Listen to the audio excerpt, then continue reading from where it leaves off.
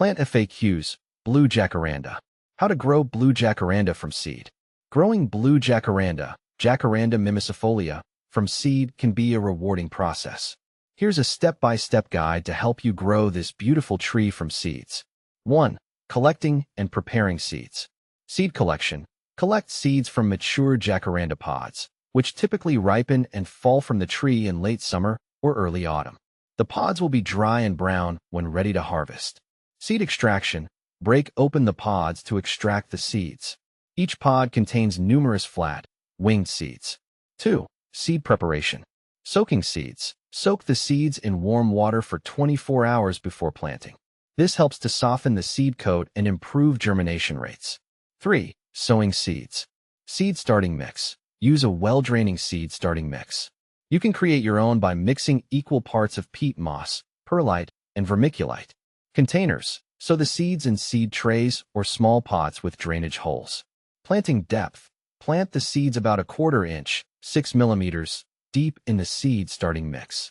Lightly cover them with soil. Watering. Water the soil gently to keep it moist, but not waterlogged. 4. Germination conditions. Warm temperature. Place the seed trays or pots in a warm location.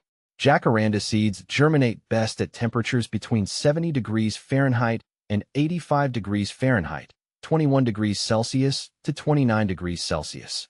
Light. Provide bright, indirect light. Avoid direct sunlight, which can dry out the soil and damage young seedlings. Humidity. Cover the seed trays or pots with a plastic dome or a clear plastic bag to maintain humidity. Make sure to ventilate occasionally to prevent mold growth. 5. Germination time. Patience required. Jacaranda seeds can take anywhere from 2 to 8 weeks to germinate. Be patient and keep the soil consistently moist during this period. 6. Transplanting seedlings. First true leaves. Once the seedlings develop their first true leaves, the second set of leaves after the initial seed leaves, they are ready to be transplanted. Individual pots. Transplant the seedlings into individual pots filled with a well-draining potting mix. Handle the seedlings gently to avoid damaging their delicate roots. 7. Growing on. Gradual acclimation. Gradually acclimate the seedlings to outdoor conditions if you plan to plant them outside. Start by placing them in a shaded area and slowly increase their exposure to sunlight over a week or 2. Watering. Keep the soil consistently moist but not soggy. Water the seedlings when the top inch of soil feels dry. Fertilizing. Feed the seedlings with a balanced, water-soluble fertilizer diluted to half strength every 4 to 6 weeks during the growing season. 8. Planting outdoors. Planting time. When the seedlings are about 6 to 12 inches tall and have several sets of leaves, they can be planted outdoors. The best time to plant is in spring or early summer when the danger of frost has passed. Location. Choose a sunny location with well-draining soil. Jacarandas prefer full sun to partial shade. Spacing. Plant the young trees at least 10 to 15 feet apart to allow for their mature size. 9. Long-term care. Watering. Water the young trees regularly during their first few years to help establish a strong root system. Once established, jacarandas are fairly drought-tolerant. Pruning. Prune the tree to shape it and remove any dead or damaged branches. This can also help to encourage a strong central leader. Protection. Protect young trees from strong winds and extreme weather conditions. How do I observe blue jacaranda butterfly in Tauna? Observing the blue jacaranda butterfly in Tauna is a delightful activity. I usually head to areas with plenty of jacaranda trees, especially during the blooming season. These butterflies are attracted to the bright blue flowers, and I find that early morning or late afternoon is the best time to see them in action. They flit gracefully from flower to flower, and it's mesmerizing to watch. I make sure to have my camera ready to capture their delicate beauty against the stunning backdrop of jacaranda blooms. Is blue jacaranda poisonous? As far as I know, blue jacaranda is not poisonous to humans.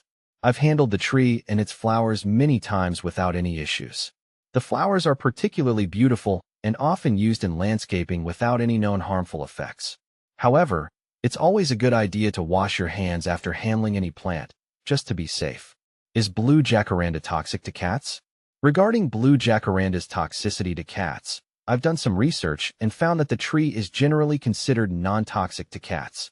My cat has been around the tree and its fallen flowers without any adverse reactions.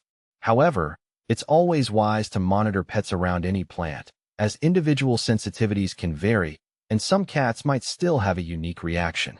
Is dwarf blue jacaranda messy? Similarly, the dwarf blue jacaranda is also somewhat messy when it drops its flowers. In my experience, the flowers fall in large quantities, and while they look lovely, they can create a bit of a chore when it comes to yard maintenance. The fallen petals can be slippery and need to be swept up regularly to keep pathways clear. Despite this, the tree's beauty makes it a popular choice in my garden. When does the blue jacaranda bloom? The blue jacaranda typically blooms in late spring to early summer. I've eagerly awaited this time of year because the tree bursts into a spectacular display of blue-violet flowers, transforming my garden into a vibrant oasis. The blooming period can last several weeks, and I love spending time outside during this season to fully appreciate the breathtaking beauty of the jacaranda in full bloom.